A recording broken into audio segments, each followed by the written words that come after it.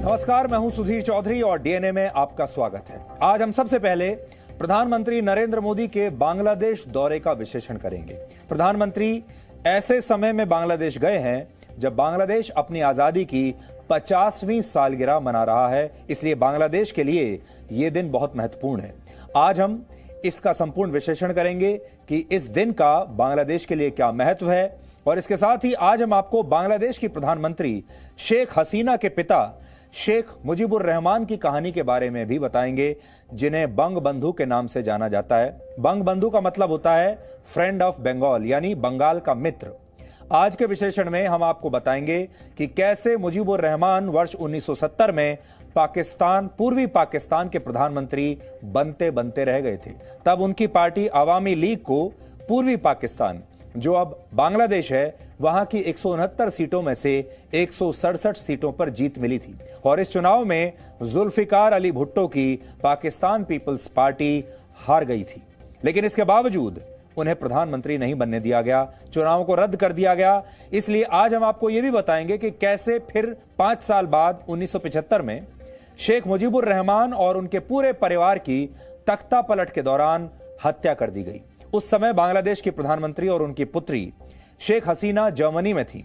अगर वो भी उस समय बांग्लादेश में होती तो सेना उनकी भी हत्या कर देती।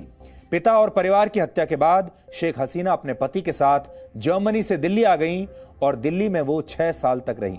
आज हम आपको दिल्ली में उस जगह पर भी लेकर जाएंगे जहां शेख हसीना एक जमाने में रहा करती थी।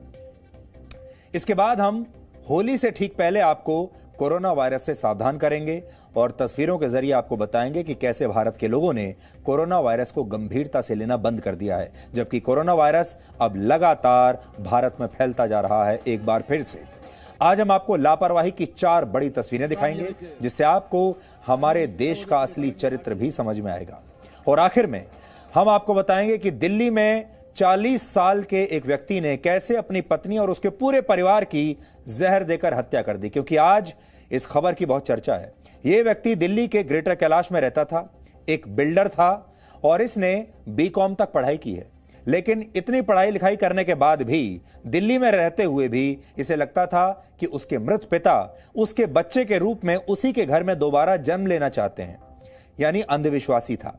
लेकिन पत्नी द्वारा इस बच्चे को जन्म देने से इनकार करने पर इस आदमी ने अपनी पत्नी को और उसके पूरे परिवार को जहर देकर मार डाला।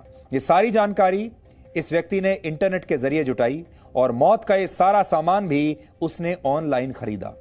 तो ये अंधविश्वास, फरेब और टेक्नोलॉजी के दुरुपयोग की कहानी है, जिसका आज हम आपके लिए विश्लेषण करेंगे। लेकिन सबसे पहले आज की तमाम बड़ी खबरें नॉन स्टॉप न्यूज में।